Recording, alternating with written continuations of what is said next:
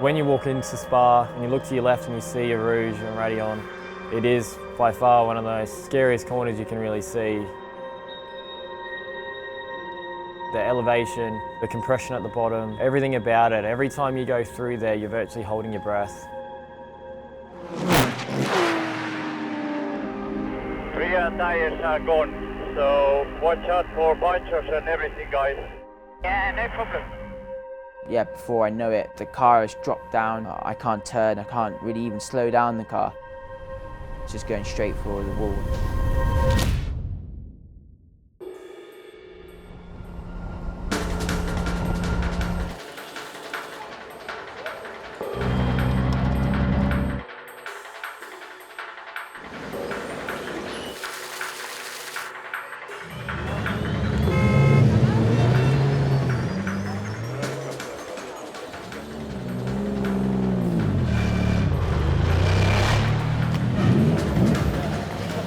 You see how busy is this now? It's crazy. Unbelievable. It's like the whole town's just full of people. The unique part of Spa, that's what I like about this week. Yeah. Don't have to do this anywhere else. There you go. It's a great atmosphere down there. Craziest competition this year, 66 cars. It's going to be half the 24 hours. It really feels like the start of the week's here, and you can't wait to get in the car on the Thursday.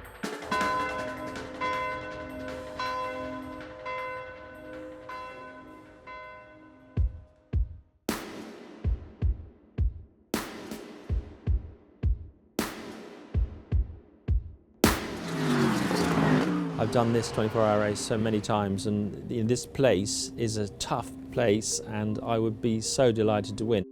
We're immensely well prepared, although I say so myself. We bought 2 cars which are new engines, new gearboxes. We've given it our very best shot. I've just swapped the drumsticks over to our race start set. What we'll do, we'll drop the car on a flat pack, set the geometry on our race start set. The ones which are taken off, that'll become our first spare. So can you organise getting that in the first spares box for us, and then hopefully we won't need them, but if we do, you'll be in charge of grabbing them for me, please. It's been many years since the GT-R last won this very prestigious event. You know, it's been over 26 years, and for us to be able to do that would be an amazing achievement. Being realistic, it won't be easy, but we're going to obviously give it our best shot. And you need a great deal of good fortune. Qualifying for the total 24 hours of Spa shortly to get underway. With the qualifying being split into day and night qualifying, we always kind of know that first session's probably going to establish the quickest times. We've got 3 sets of tyres as per the regulations, so we need to use them at the right times over the course of the 2 sessions. Green flag is shown and qualifying gets underway. Now we're going to have an indication of who is quick.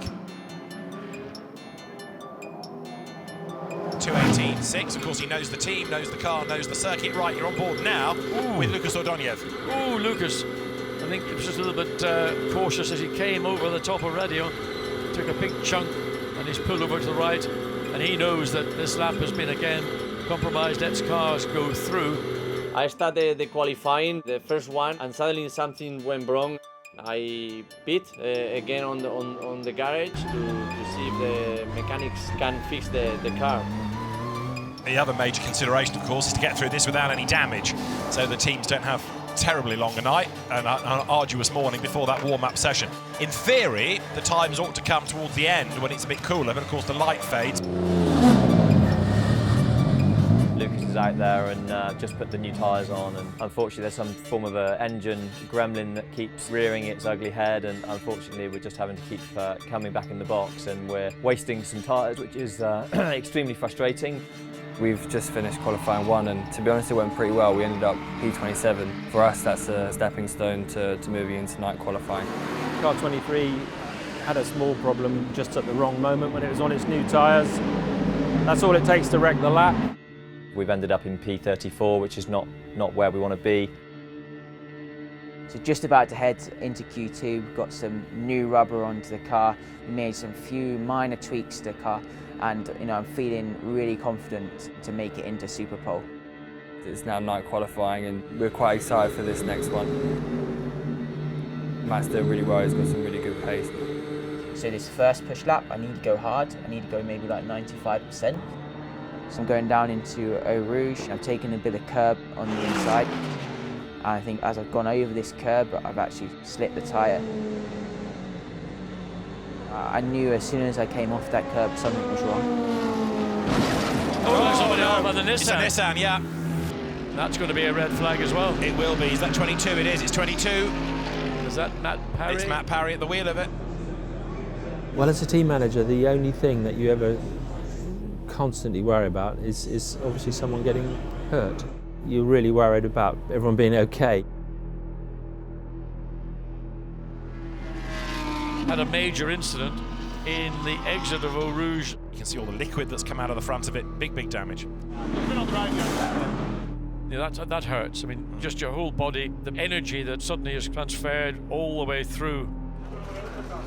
It's just ripped everything apart, and initial thoughts is, you know, race could be over. Car 22's just had a major off in Eau Rouge corner. We've yet to find out what the issue was, but it looks like a failure of the front left. The car's not looking so good though. I think it's probably going to be the weekend done for car 22, which is a big shame.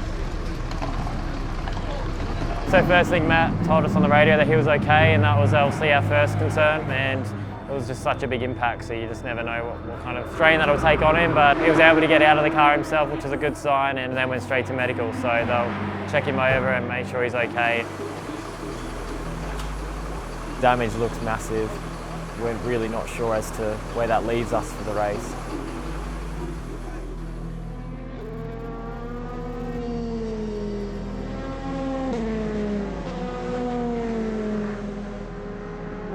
Quality's not going our way at the moment, you know, that's the way it goes. It didn't last year, but we've got one new set of tyres left to go.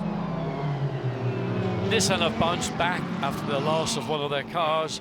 Strong run by Lucas Adonyev, up into 8th position.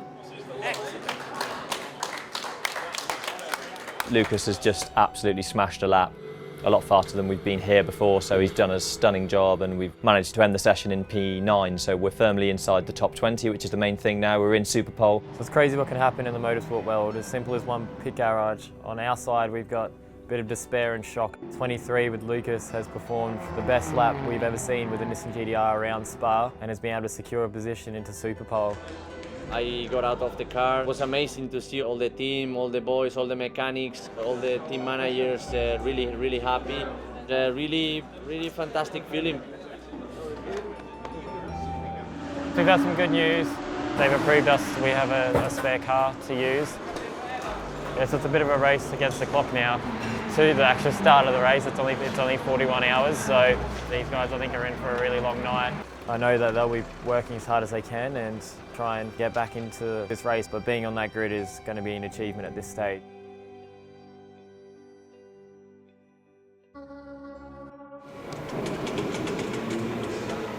I came in this morning and the cars looked brand new. It's truly unbelievable. We fortunately had brought a spare chassis, which was all piped up and plumbed up and wired up, but the rest of it had to be rebuilt from spares that we were carrying or pieces off the crash car. It's looking good that it's going to be okay. So it's incredible to think 2 years ago I was preparing myself for, at that time, the biggest experience of my life, and that was the GT Academy. Matt is doing really well. He's been upgraded from Pro-Am category to Pro, which is a massive step. It's a lot of pressure for him. So the step up to being in the professional class this year has been quite daunting for me in a way. You know, you've gone into AM and you're learning the tracks, and then you're in the hardest category there is with the best drivers. He's really doing well, learning and pushing every race we can. For me, it's been a massive learning experience, and I can't thank the team and my teammates enough throughout the year. Here at Spa-Francorchamps, we get ready for Superpole, the top 20 shootout to determine the front of the grid. For Superpole, you'll see everyone focus and giving me hugs and giving me power and good luck for the Superpole lap. From one side is a lot of pressure, but from other side is a dream. To have a spa track just for you, empty track, no traffic, fresh tires and 2 laps to do your best. Here's the Nissan, over the timing line goes Ordonez. Everything went well. I did a 2 minutes 18 seconds 0.0. We finished P10 at the end of the Superpole qualifying, so fantastic feeling. And now we have to focus on the 24-hour race. So yeah, mate, keep on the black safe and black stuff. Yeah, I'll try, man, I'll try. nah, have fun. Yeah. The grid is very special moment. You can see hundreds of people around the race cars. The atmosphere is crazy. Good luck, mate. Good day. Starting Spa 24 hours is an amazing thing. When the lights go green, you just don't want to lose any positions the first couple of laps. You either want to hold station or ideally make up a few spots. 63 cars going up the hill there. It's almost impossible to put all the cars together in that corner. Hopefully by the time we get here, we'll be one by one. When you're 2 by 2 is Yes. scary. It's going to be wheel-to-wheel action. Lots is going through your mind. It's crazy busy with people, and yeah, lots of butterflies and emotions flying around, and we've got a lot of weight on our shoulders. They've gone over the timing line. 63 GT3 cars, good to go racing. You have to feel really proud to be part of this big race. The best GT racers in the world. Spa 24 hours, good to go now with 2 wheels on the grass. His Maxi Buki was really keen to get going there as they thunder downhill for the first time. Pity Keller it is that leads sideways. So we started from the pit lane, all the cars went past, we went off, all fine, went up to Lacombe, and yeah, the car cut out basically. Didn't have any gears and it just grinded to a halt. And it's gone wrong already for 22 because that is the car I think stationary out on the circuit. We knew how many hours they put in just to get us back into the race, and then to see us stopped on the side of the road without even being able to complete the first lap. I think our hearts sank a bit, and it wasn't even just for us, it was for the boys and the team. They'd worked so hard. Tell him to stay in the car. Turn 7, I think. It's the one unique thing about Spa is that if you do have a problem on track, you have to sort it out yourself. I've never ever experienced anything like it before. All that hard work on Thursday night through Friday to get the car sorted. Doesn't even get to take the stop-go penalty because it has stopped out on track. Turn engine off. Jeff, our engineer on the number 22, he just had to talk me through things that could possibly be wrong with the car. Steering doesn't feel quite right. And there was a fuel pressure valve, but the pressure was still high in the car, so you had to pull the lever back. Kept the bonnet on the floor, went in the car, started up and it was perfect, so I said to the guys, you know, it's all good, strapped myself in and just went on track and resumed like it was nothing happened, like a normal stint. Except we were 8 laps down, which adds to the unfortunate events of this week. Okay, mate, good job. Good job for sorting that out. The 22 Nissan, of course, that was the car that was in problem right very, very early on in the race, but up at the com. But the fact it's in the race is testament to Bob Neville's crew getting that car ready. We are 25 minutes of the race. We are right now P11. Alex did a good job keeping out of trouble, and now trying to find a good pace for us. As you see, the 23 Nissan Alex come in. Had a couple of unscheduled stops which have put us back slightly and out of sync with the rest of the group on stops, but we've just got to keep trucking, try and keep on the lead lap.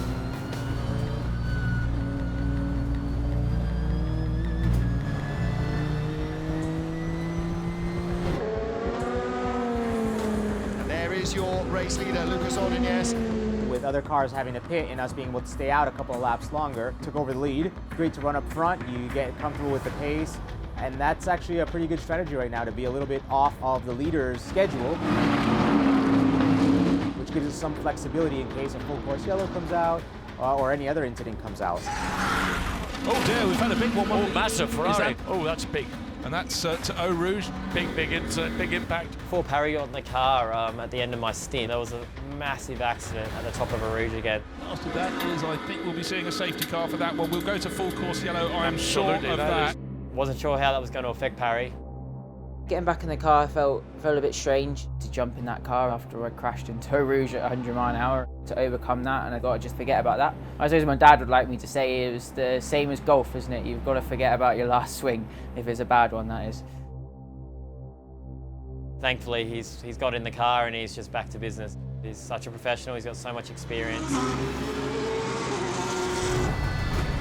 6 hours into the race and we're on the lead lap still. We've got a good couple of points there in the top 10. running sensibly in the tail of the top 10. I think 10th place with Alex Bunker on board. At the minute, it's a little bit tough. We just started our cycle of double stints. I was the first to go in. We've unfortunately not got any aircon because of the crash we had in the other car. All adds to challenge. It is difficult at the minute, but yes, the pace seems to be pretty good and we're making our way through the field. Physically, the race has been super demanding. You know, we're normally used to only doing 1 hour stints, and it is so hot in the car, obviously in the daytime. It's super tough. The hardest thing I've ever done. Top 40 position for them would be great, coming from the pit lane at 20 car recovery. So I think that that's an admirable, and finishing a 24-hour race, especially Spa, is an achievement in itself. Night signaling, all cars lights on. I do love to drive at night. It's a very special moment for me. I do love to go flat out on fresh air, and driving at night here in Spa is such an unbelievable experience. And here is 23, and this is a problem. The trolley dollies are going underneath. We've had a couple of braking issues. I had a brake disc fail on me a little earlier, which was a bit scary going into the last corner. I had not very much braking at all, so I had to go straight through.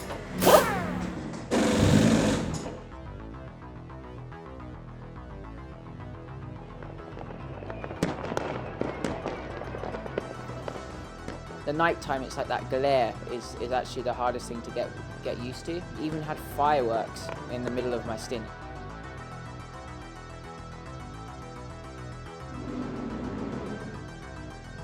The double stint that I had to go through in the night was fun, exhilarating, interesting and scary. Rain, rain, rain. Rain, rain, rain, rain, oh, rain. yes, that's so just spitting. That is at Stavolo, isn't it? At the bottom of the hill. I got the rain, and I was on slicks towards the end of my stint, and I was really proud to be able to bring it back to the garage. It does sound like a simple task, but when you can't see out of the windscreen and the wipers going crazy and you're on a slick tyre, it's a hell of an effort to get back. That was probably the scariest lap I've ever done, but yeah, that's Spa and you've got to deal with those situations. I was really delighted the way he settled in and the approach he had. I couldn't ask for more. Yeah, I've been impressed with him. It's the first time that he's really cut the map. I was out there in dawn, which is my favourite time of the race, and had a good set of tyres and some nice clear laps, and yeah, I managed to set the car's fastest lap.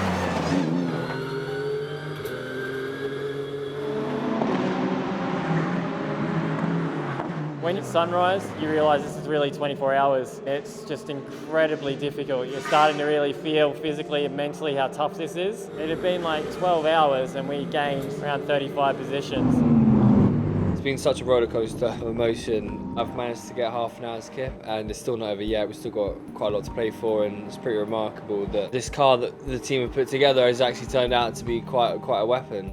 We're still in the hunt. The 22 Nissan, all it's got to do is just keep going. They're here for the long haul. They've got nothing to lose. They've got all to gain. I have to say that not many things are playing on our side, and this is racing. No, many cars retired already. We keep on the top 20, and we are fighting for the top 10. We keep pushing and until the end.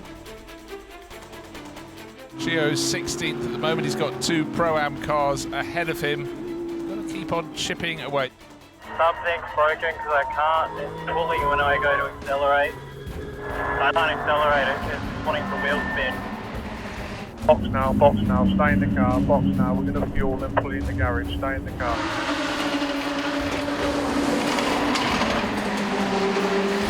With 1 hour 20 to go and the car coming with a problem, I heard it from Jeff, our engineer, that we have mechanical issues. Yeah, drive just broke, you know what it is. Obviously everything goes through your mind then, not finishing, especially when we were so close as well. There only an hour and a half left. The nervous way to know that if we could actually get out there and finish the race.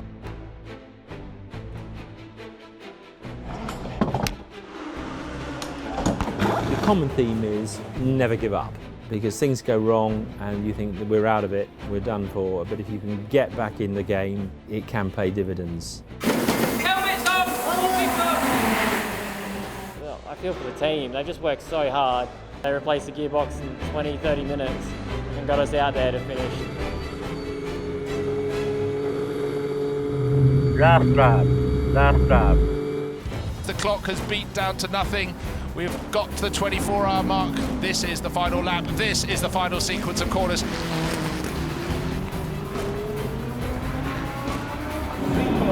The crew's up on the pit wall, ready to cheer and celebrate.